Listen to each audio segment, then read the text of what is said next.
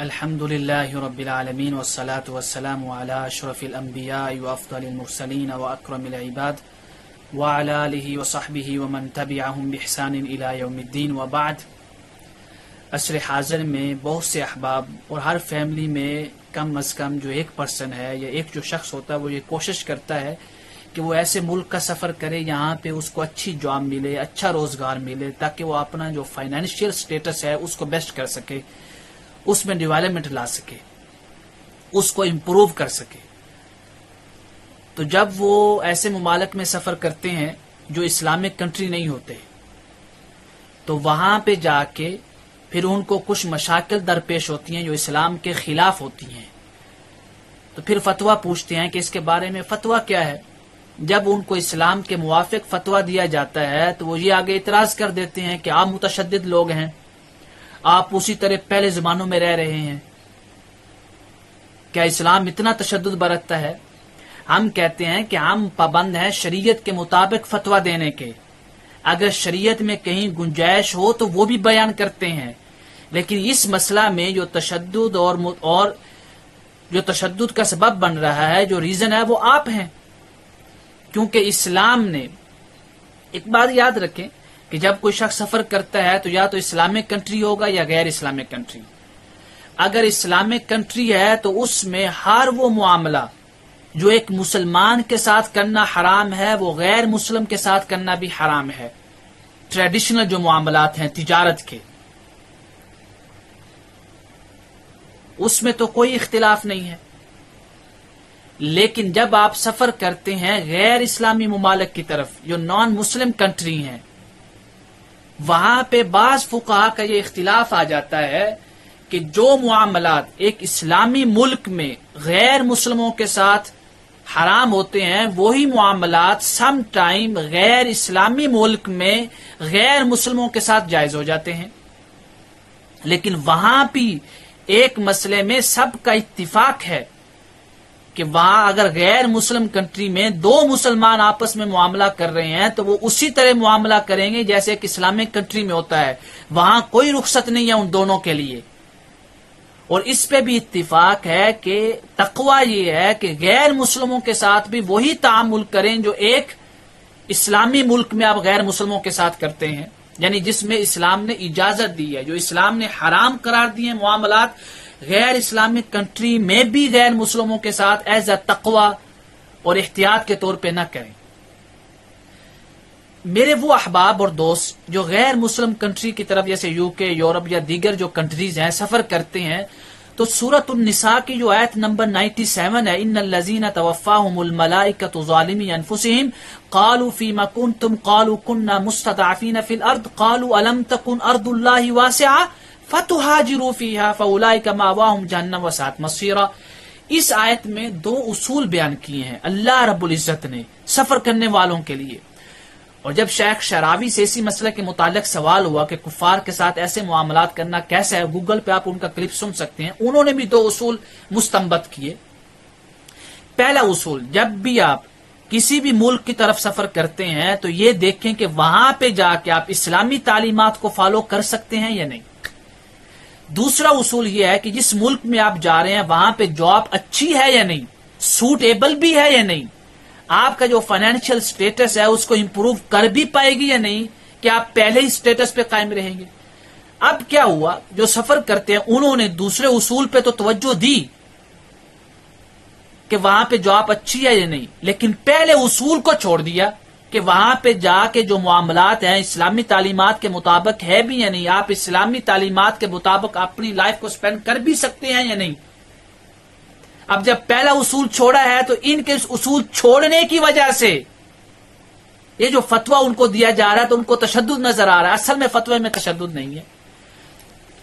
اب غیر Islamic country میں تمام فقہا جو جمہور ہیں، مالکیہ، شافعیہ، حنابلہ اور قاضی ابو یوسف ائمہ حناف میں سے رحمہم اللہ جمیعا، ان کے نزدیک نان مسلم کنٹری میں غیر اسلامی ملک میں ہر وہ معاملہ حرام ہے جو ایک اسلامک ملک میں حرام ہوتا ہے. ان کے دلائل قوی ہیں اور میرا موقف بھی جمہور کے ساتھ ہے. اور ائمہ احناف کے اصول کے مطابق بھی ثابت ہو جائے گا، جس کو ہم بعد میں بیان کریں گے، کہ ان کے اصول کے مطابق بھی موجودہ ممالک میں وہ معاملات جائز نہیں ہیں جو ایک دارالحرب میں جائز ہوتے تھے۔ انہوں نے جو قاعدہ ہے جو صحیح ابن حبان میں ہے، آقا کریم علیہ الصلوۃ والسلام نے جو فرمایا ہے، دیگر آیات بھی ہیں قرآن کی اور حدیث مبارکہ بھی ان کی دلیل ہیں، صحیح بخاری سے مسلم سے، ہم صرف ایک قاعدہ بیان کرتے ہیں۔ صحیح ابن حبان کی حدیث نمبر ہے 4938، حدیث صحیح ہے کہ میرے آقا کریم علیہ الصلوۃ والسلام نے فرمایا وَإِنَّ اللَّهَ إِذَا حَرَّمَ شَيْئًا حَرَّمَ ثَمَنَهُ، کہ اللہ رب العزت جب کسی شے کو حرام قرار دیتا ہے تو اس کی ٹریڈیشنل تجارت، خرید و فروخت، لین دین بھی حرام ہو جاتی ہے۔ اب اس حدیث میں تاجدار کائنات سرکار ختم نبوت صلی اللہ علیہ وسلم نے کوئی تفصیل، کوئی ڈیفرنس بیان نہیں کیا کہ نان مسلم کنٹری میں یہ حکم نہیں ہے اور مسلم کنٹری میں ہے، تو لہذا حدیث عام ہے۔ تو لہذا اس دلیل کی بنیاد پہ نان مسلم کنٹری میں بھی آپ ایسا معاملہ نہیں کر سکتے جو اسلامک کنٹری میں حرام ہوتا ہے یا اسلام نے اس کو حرام قرار دیا، جیسے بے کرنا یا سود کا لین دین کرنا غیر مسلموں کے ساتھ غیر مسلم کنٹریوں میں، یہ جائز نہیں ہے۔ احناف کا موقف یہ ہے کہ دارالحرب میں آپ غیر مسلموں کے ساتھ کیا ہے معاملہ کر سکتے ہیں، سود کا لین دین کا۔ جب سود کا معاملہ کر سکتے ہیں تو ان کے ہاں یہ قاعدہ ہے جس کو امام سرخسی نے المبسوط میں باب مضاربۃ اہل الکفر جلد 22 ہے، صفحہ 131 ہے کہ والعقود الفاسدۃ کلھا فی معنی الربا، کہ جب ربا جائز ہے، امام ابو حنیفہ اور امام محمد رحمہم اللہ تعالی، تو ربا جب جائز ہو گیا تو ہر وہ عقد فاسد، یعنی جیسے شراب کی لین دین کرنا، فروخت کرنا یا مردار کو بیچنا، یہ عقود فاسد ہیں، تو یہ بھی ربا کے معنی میں ہے، اس کے حکم میں جب ربا جائز ہے تو یہ معاملات بھی جائز ہیں۔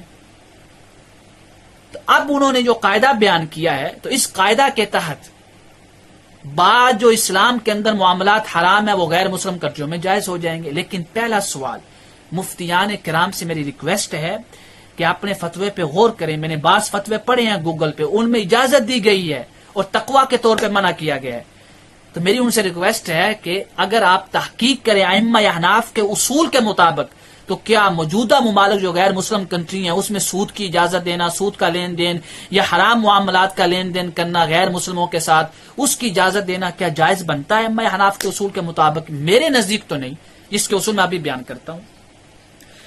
ائمہ احناف نے جو ربا کے لین دین کی جو جائز کی شرط لگائی ہے وہ دارالحرب ہے۔ اب پہلا سوال، کیا موجودہ دور میں دارالحرب جن ممالک میں سفر کرتے ہیں مسلمان وہ دارالحرب کہلائیں گے یا نہیں؟ امام ابو حنیفہ کی تعریف کے مطابق اگر آپ غور کریں تو وہ دارالحرب نہیں کہلائیں گے، کیونکہ امام کے ہاں یہ ہے کہ اگر وہاں پہ اجازت ہے اسلامی تعلیمات کی اور اسلامی تعلیمات کے مطابق عمل کرنے کی اور مسلمانوں کے لیے امان ہے، تو اب اس کو آپ دارالحرب نہیں کہہ سکتے، بلکہ احکام جو ہیں وہ امان کے اوپر رکھے جائیں گے۔ وہ کفر کنٹری ہے یا کیا ہے اس کے اوپر نہیں، جب امان ہے تو اب اس کے لیے وہی احکام حرام ہو جائیں گے جو ایک اسلامک کنٹری میں ہوتے ہیں۔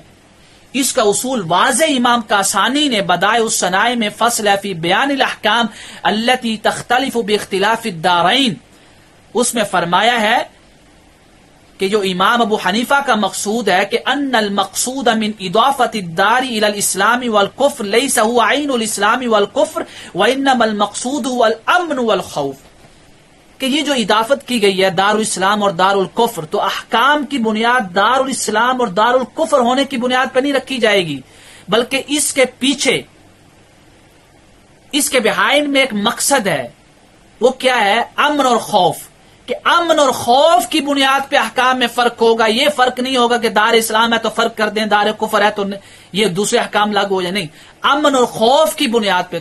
تو جو مفتیان کرام ہیں موجودہ دور کے، وہ امام کاسانی کی اس تعلیل پہ توجہ دیں کہ انہوں نے امام ابو حنیفہ کی تعریف کی کیا وضاحت کی۔ تو جب امن ہے تو امن پہ اوپر احکام کا اطلاق ہوگا، احکام کی بنیاد رکھی جائے گی، تو لہذا امن کی بنیاد پہ ان ممالک میں ہر وہ عمل، ہر وہ حکم، ہر وہ معاملہ حرام ہوگا جو ایک اسلامک کنٹری میں ہوتا ہے۔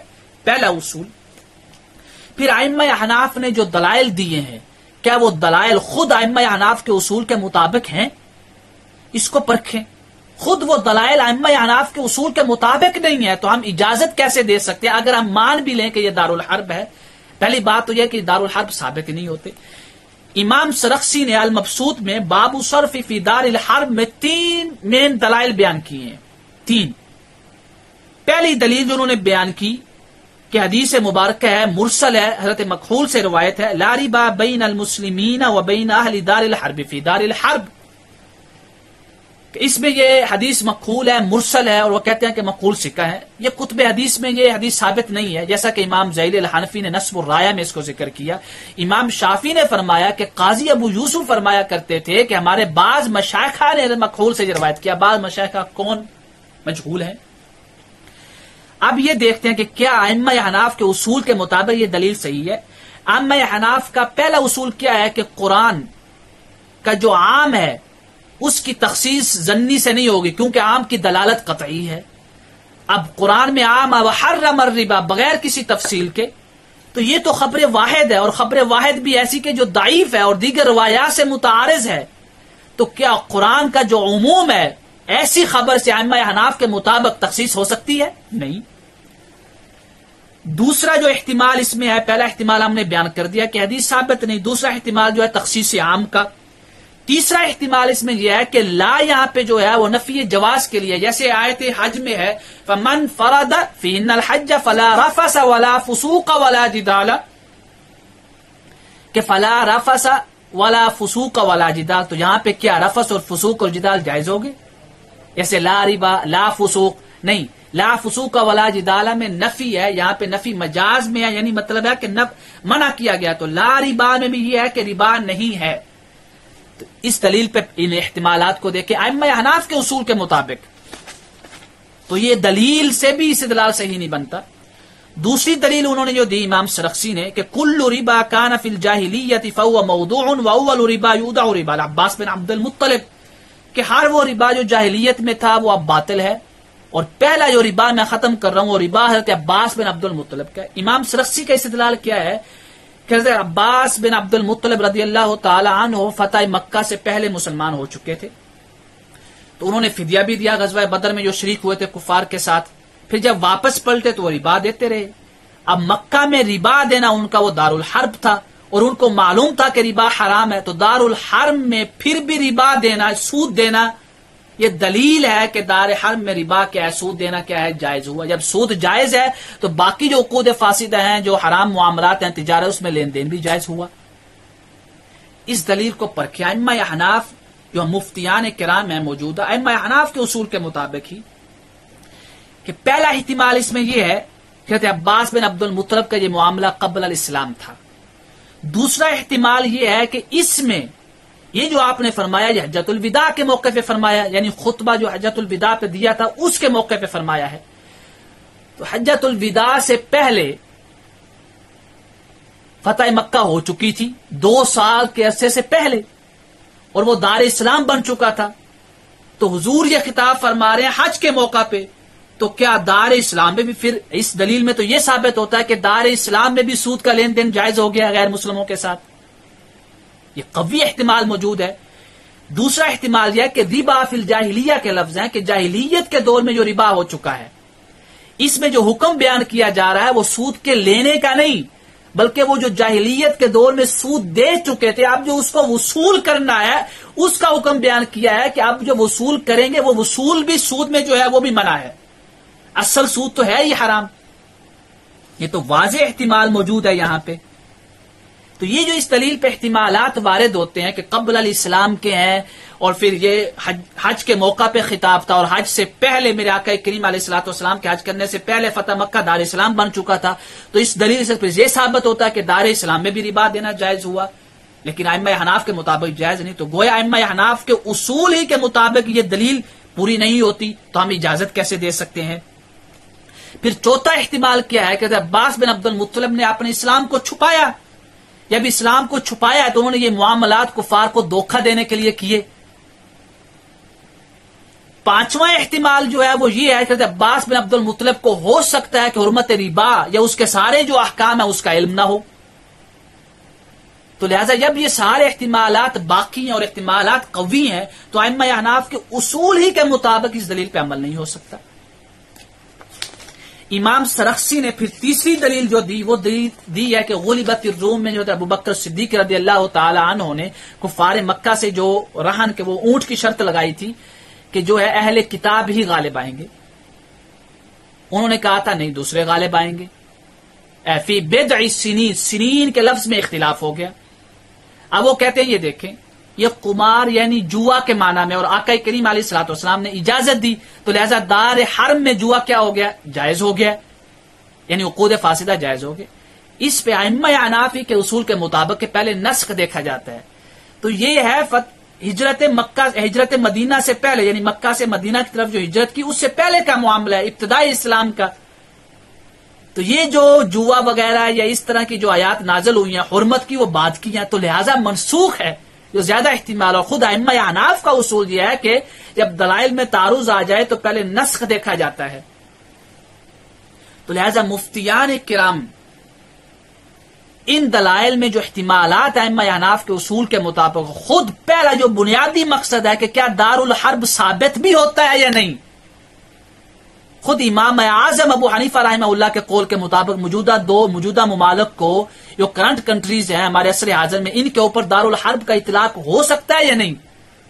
پہلے تو اس کو دیکھیں. اور امام کسانی کی تعریف کے مطابق تو اطلاق ہے نہیں. جب اطلاق ہی نہیں ہے تو یہ مسئلہ اس دور میں موجود ہی نہیں ہے ان ممالک میں جن میں وہ دار الحرب نہیں کہلائیں گے. پھر باقی جو دلائل پہ جو احتمالات وارد ہوتے ہیں خود ائمہ احناف کے اصول کے مطابق، تو لہٰذا ان سارے احتمالات کو دیکھیں اور دار الحرب کی تعریف کو دیکھیں اور امام اعظم ابو حنیفہ کی تعریف کو اگر مد نظر رکھتے ہوئے دیکھیں تو ہمارے نزدیک یہی راجح ہے کہ ان ممالک میں دار الحرب کی ٹرم کا اطلاق نہیں ہوگا.